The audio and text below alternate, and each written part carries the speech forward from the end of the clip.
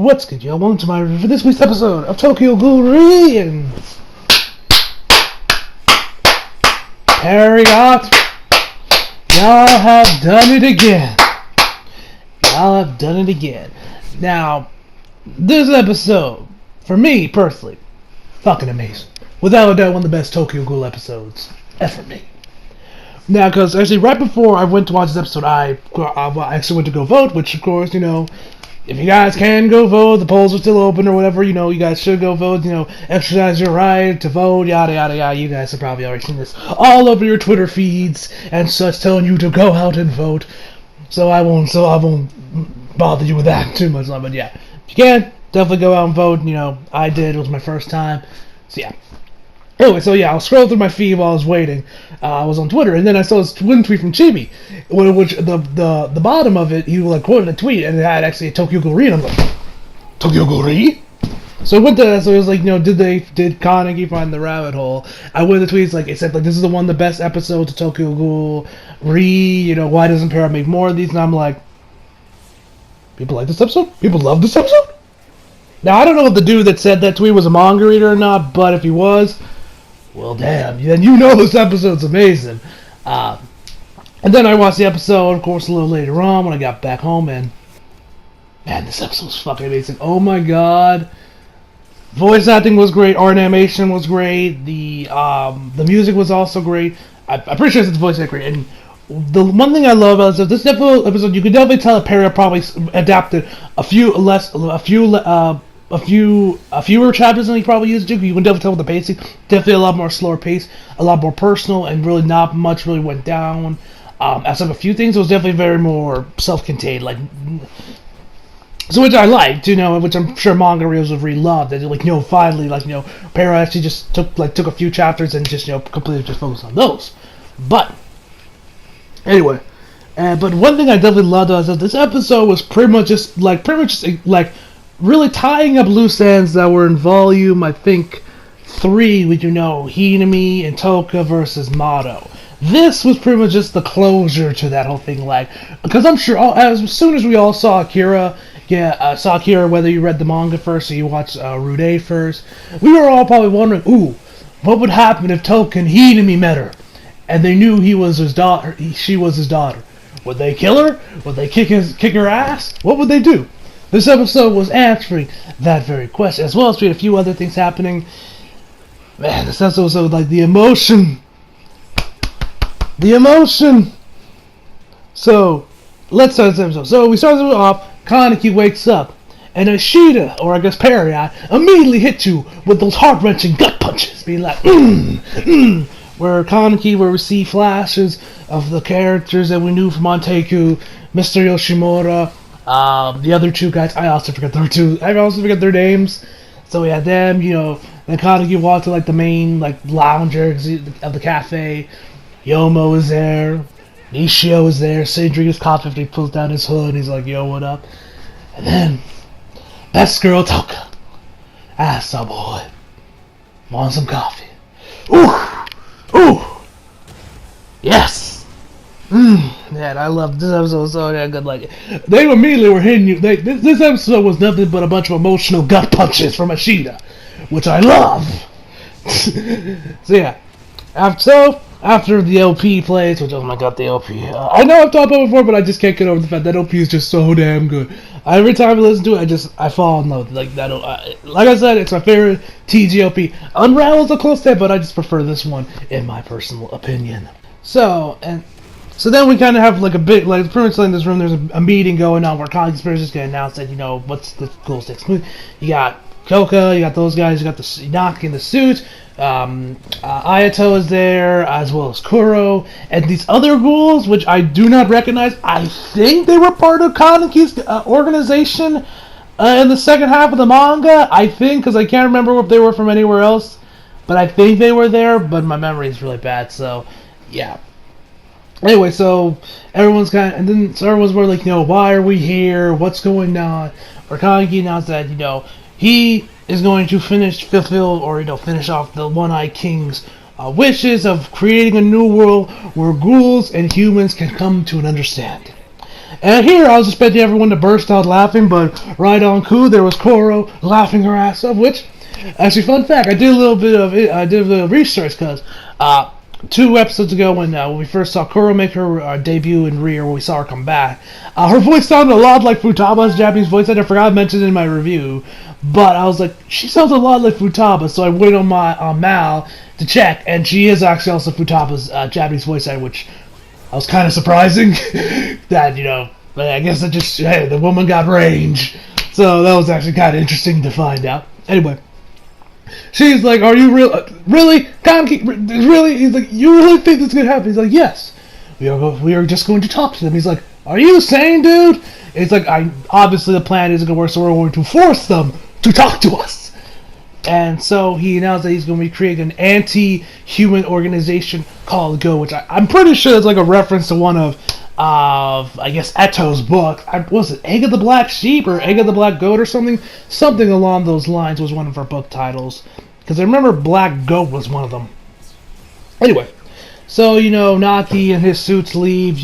Kuro leaves because she says she actually did say she will help, but after she gets Dr. Kano. After Dr. Kano's dead, she'll help out. So then we head over to Nishio. He and him, Banjo, as well as Takizawa, they're looking over Akira. She's kind of pretty much almost dead at this point. And then we see the return of Nico. Yeah, remember that gay dude from season 1? And he was also in the first half of Ria as well. If memory serves correct, in that club scene, I believe so, when everyone was cross-dressing. So yeah, he makes his return, and he says, if you're going to capture somebody, make sure it's as tight as a person's asshole. That isn't me paraphrasing or me adding my own little snarky vulgarity to it. That's legit what he said. That is legit what he said. At least from the subtitles I was reading. Yeah. Okay then. Okay. So he said, and so Nishio has like, so you gonna cure her? You can cure her? It's like, oh no.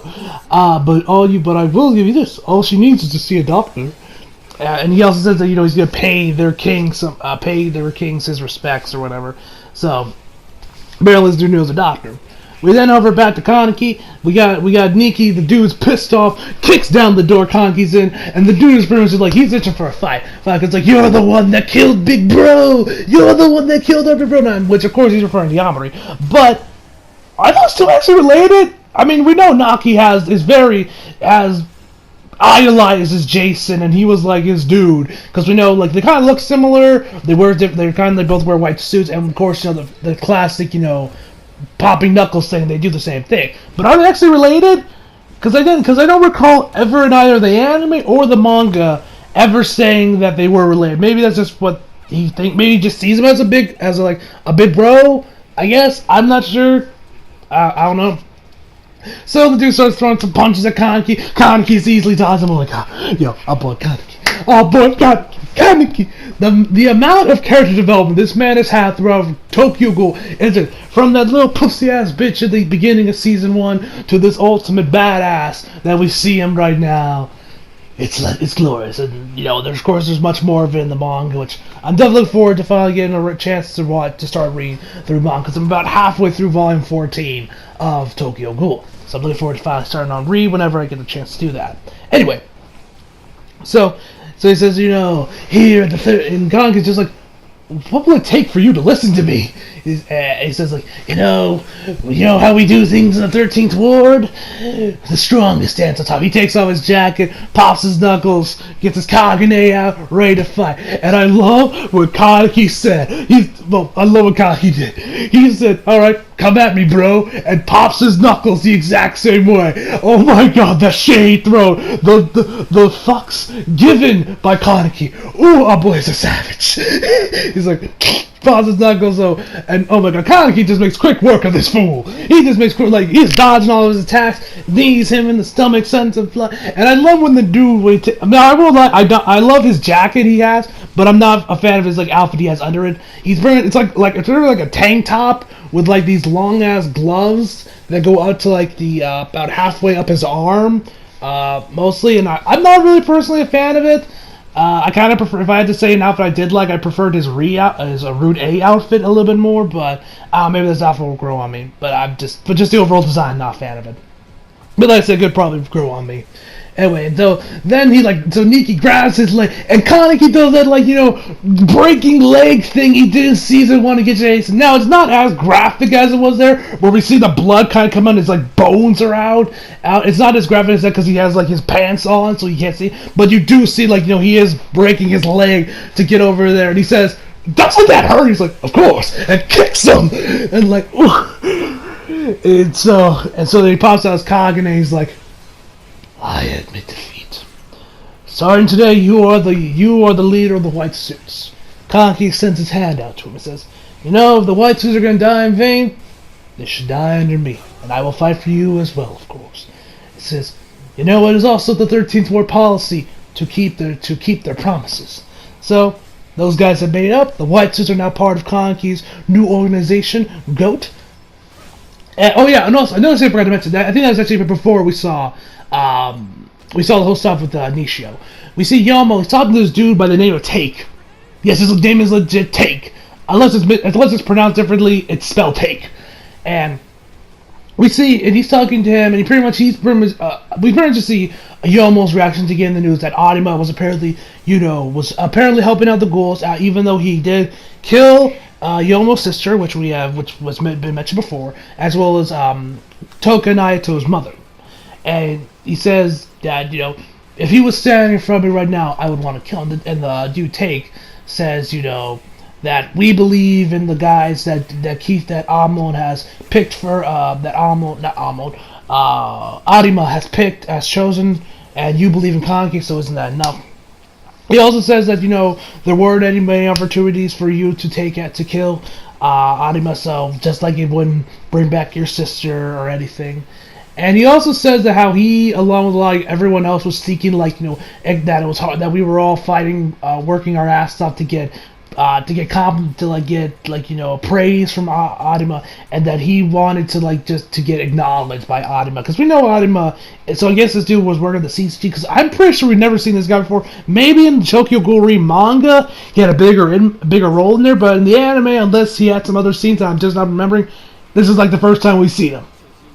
So because we know that he's one of the top guys of the CCG, if not the top guy. So of course he probably didn't give out praise willy-nilly.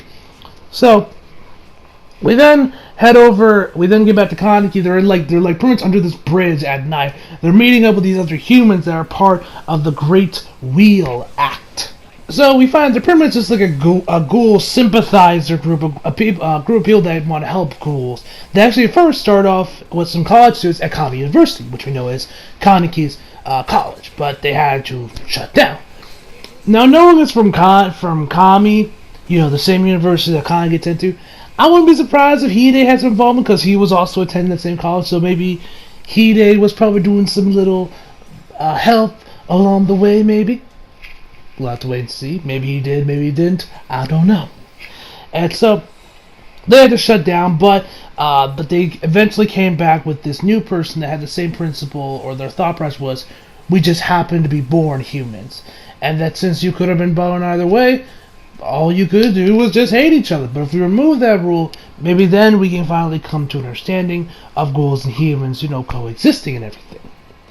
And he says that actually this new person that's kind of leading the charge right now is actually a medical student.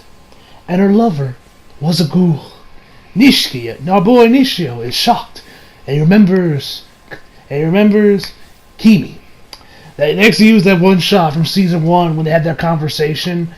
Right after they had sex. I feel like when we were getting that backstory episode on Nishiki. So I think I know why I picked that image in particular. Good old quality fan service. But it's nice. It is nice to see that Kimi is, still relevant, because we haven't seen her since what? Season 2, maybe, the second half of the manga.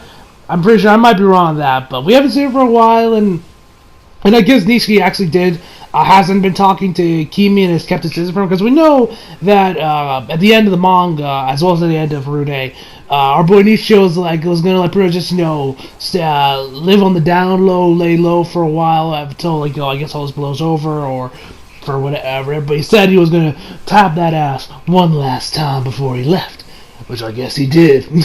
So I guess he does. So I guess he doesn't. So I guess he didn't know about the stuff with Kimi, which I am curious if we are gonna see like maybe a reuniting between Nishio and Kimi. We'll have to wait and see, or I will have to wait and see in the manga. We'll have to, either way, we'll have to wait and see on that. So that was pretty interesting, that Kimi's still relevant, and she's actually been helping out with the ghouls after the stuff with Nishio and everything. So, they said they're going to support Kaneki and Kaneki and Ghoul.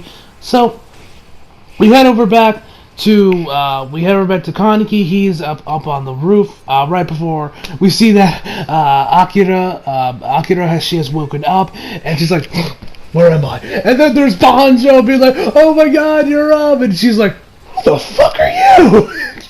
I just love her facial expression when she said, who the hell are you? I love that. So Kaneki comes in there. She's like, "Alright, can you leave me alone for a bit?" Kaneki goes up to the roof where Amon is waiting. They have a little chit chat where Amon says, like, I'm surprised that two people that were trying to kill each other are now just sitting here chilling. And Kaneki says, "Well, I never thought you were actually really trying to kill me." And he says, "Well, that's the impact you had on me." And he kind of just talks about that Kaneki is indeed that. Kaneki's goal is to, of course, help humans and, of course, reunify everybody. But Amon actually says, why, since you're a former human, why are you working so hard for Ghoul 6? Why are you more on their side than probably you are on the human side? You are more like, let's help out the ghouls and, the humans. And he says, while there have been multiple people in Kaneki's life that have been, as deemed important, most of them, he could give a fuck less on what actually happened to them. But the people that he wants to fight for, the people that are close to him, and those people who are close to him, most of them are indeed ghouls, which probably the only human characters I know of from Tokyo Ghoul that Kaneki probably remotely gives a shit about, at least on the level of Toka, Yomo, Hinami, and all those guys. Hide, Arima, probably also Akira. I guess you can't count Amon because he's a half ghoul now. So that's about it. Maybe maybe there might be a couple other ones I'm missing that have Juzu maybe as well.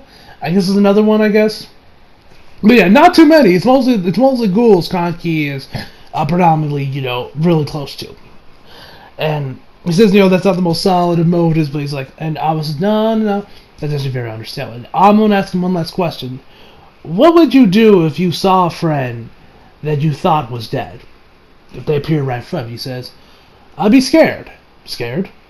Because I'd be scared to lose him again. Which, ooh. Know what happens later? Ooh. That's all I'm going to say on that. So, Kaneki also tells Amon that Akira, it's going to be weird because I'm so used to calling her Akira that it's going to be weird for me to switch over to Akira. That she is awake and would you mind go and see her? And he says, okay. So then we see Amon come back into her room, and he's holding her cat, Stella, I think her name was, Stella, which sounds like, I love this whole little combo they had. It was pretty entertaining to see that, especially that he brought over a cat. Remember him? So she says, how did you get in my house? I went through your window. He says, trespassing, destruction of property. And now you're a former investigator. Yeah, that was actually pretty funny. And Amon tries to apologize. Of course, tries to apologize, but she says, I thought you were dead for many years, and now that you're back, I don't need to hear your apology. She also says, what do you want me to say? And she's not riddled with joy or she's burning with hatred. She's more bewildered than anything else about this whole situation. And so Amon leaves after saying hey, I'll be stay here for a while, so tell me if you need anything. And we have to see that Takizawa is also laying leaning against the wall, listening into their conversation. And right when Amon's about to leave, starts leaving, so is Takizawa. And so when he leaves, we have this little internal monologue with her where she says, I didn't lie, but I don't think I can tell the truth right now. How am I supposed to react? Which makes me think there's probably a bit of a love triangle going on right here. Now, I have enough faith in Ashita as a writer to where this won't come off as cringy or anything of the sort, because we can probably guess that Amon has a thing for Akira, judging from this little convo they had, some of the other stuff we've seen. That stuff with the cat was just killing me. From the intro monologue from Akira, that she probably also has a thing for Amon, and judging from the fact that Takizawa was listening into their conversation, maybe he has a thing for her. I mean, I wouldn't be surprised if he doesn't, because we know they kind of like that Takizawa kind of always hated Akira since we saw her, in Rude, the manga, as well as, 3. We know those two have never really liked each other. So, does he have a thing for her, or did he just felt like listening in on their conversation? I don't know. So I'm curious if that's going to go anywhere, or if or that was just like one time thing, and Kotaro and Amon and Akira ended up getting together. We'll have to wait and see on that. And Toka walks into her and she's like, "You're better, right? Let's have a chat, Akira Mado." So they walk over. So they kind of have a little walk in this park. So you could immediately tell the awkwardness and the tension in this scene. You could cut that shit with a knife, because we know the history of these characters, and you would just look at the scene where you're like, And so Toka tells her flat out, "Oh yeah, the guy that killed your dad, that was me." Just bam. "Oh yeah, by the way, pipe bomb." Just tells her flat out. Doesn't ease into it. She just. And the wind starts blowing, and then she clutches her fist. Her eyes start switching. She's like, "I'm glad your personality sucks, because it won't be hard for me to hate you." So, okay, that's good. They keep walking. They end up being in this little, I guess, pass, or where there's a staircase leading to a little playground area where we see these kids. We find out these kids are actually kids that belong to Alginichi. I'm guessing they were part of them, but Toga probably grabbed them, and she probably takes care of them now, I assume. And she says, they too lost their parents and had nowhere to go, surviving by themselves. Hinami shows up. She's like, "Oh hey, Toka." She says, "Oh yeah, I'm just here to see how the little ones are doing." The kids are like, "Hey, Hinami, come down here." So she makes her way downstairs, and Toka tells her this, Hinami is no different from those kids, and she talks about her father. That on the surface, in front of Toka and Ayato, her father was really nice and kind, sweet, and all that stuff. But unbeknownst to them, he was a mass killing machine, killing left and right, not to eat, but to avenge his mom. He could not get over or handle the death of their mother any more than they could. And so then Toka screams at the top of her lungs that she thinks her father was an idiot, and that she was glad that he would die for a stupid reason because he was a failure as a parent. And she says that, "I have no problem saying when someone is wrong, even if they are my parents." So the kid starts calling up on Toka. She's like, "Okay, I'm coming down a sec." She's like, "Okay, let's go," and grabs Akira's hand. They make their way downstairs. Or down the slope, I guess. And wait, whoa. And we find out something. That apparently Toka says that as far as she knows, as far as she's seen, Hinami has never resented Mado, Akira's father. Not once. Even though she was right there in front of it. Watched it all as it went down. Saw the crazy shit he did. Watched her mom get decapitated. Okay, not watch, because we know Kaki covered her eyes, but he could still hear it. But she could probably still hear everything in her mind, probably did the work for her. She saw the stuff that Mado did. She saw everything. Even after he had no empathy for them, no really any emotion other than he was just a massive asshole, and did not care about them and thought, "Oh, girls, act like humans, it's almost like path theater," and all that shit. She still never resented it. Even after everything, even when he used her own parents as queen case against her, she still didn't care.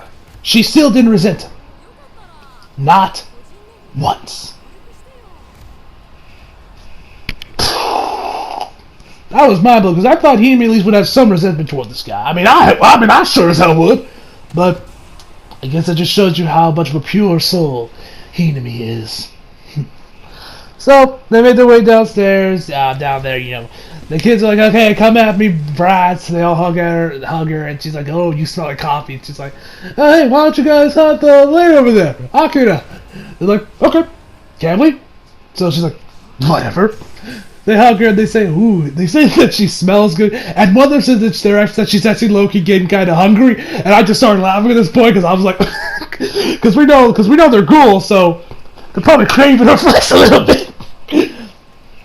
Then we had the big moment. The big oh shit moment. It's Hinami's turn. Toka says, "No, Hinami." So she makes her way to Akira and extends her hands out, welcoming a hug from her. Kira just kind of sits there. Toka pushes her a bit, and Hinami hugs her. Hug it up for a bit. Akira ends up, hugging her as well. She starts crying as well. And they just kind of have this little moment where they're hugging together, and she says, or Kira, I should say, or Akira, I should say, "Who am I supposed to hate?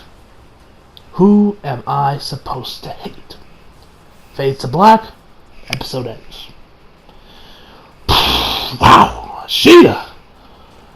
My dude, Sheeta. I mean, this episode definitely had a lot in terms of just emotion and, without a doubt, a lot of character development in it. And this just really just shows Ashine really at his best. And we just see more of like the whole like who are the real monsters in Tokyo Ghoul? The ghouls or the humans? Because we can all assume that Mado probably infected Akira's mind with the ghouls are these mindless killing machine monsters that feed on human flesh and that should be executed and exterminated at all costs. Even if they are doing nothing wrong, they should still be eradicated. And now, after meeting up with Toka, the moment with Hinami, all those perceptions she's had shatter. She doesn't know what to believe anymore. She says, "Who am I supposed to hate now? Who am I supposed to hate?" Absolute greatness, Sheeta. Absolute greatness. Absolute greatness. So overall, I give this episode, of course, a 10 out of 10.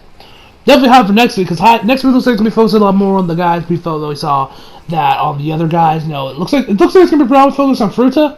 It seems like with the ED, and I like how with the next episode they kind of at first I was almost thinking they were going to do chapter 135 because it started glitching out. I was like, what are they doing it? Is next week we're going to see that chapter? No, we're not. That'll probably meant to be a little bit later, which I'm still not going to fully say yes. They're going to do the chapter because I still don't know. Like I said, I've read it. I know what happened in that chapter, and I wouldn't be surprised if they end up skipping it. But if they do, I will be happy. So, because it kind of glitched out, and they kind of had like this like classical music playing as we see Fruta. It looks like the man's getting promotion. We see some stuff with Psycho, and it looks like we're gonna figure out what happened to Mutsuki in that case. Because we saw her last week. That dude looked like that's the look of a man that has seen some shit. I mean, just look at the man's just how dead his eyes were. So it looks like we're going to do what Mutsuki did. From what it seems like, he killed him. He killed Torso with a knife, and maybe probably ate him as well, judging from the little dismembered body parts we saw. So that's definitely going to be very interesting to see, ladies and gentlemen. So next week, definitely hyped to see. Anyway, so yeah. So I hope you all enjoyed the video. Leave a like if you did. Subscribe if you're new. Follow me on Instagram and Twitter if you feel like it. Links down in the description box below. And as always, come back for more. See you guys next time.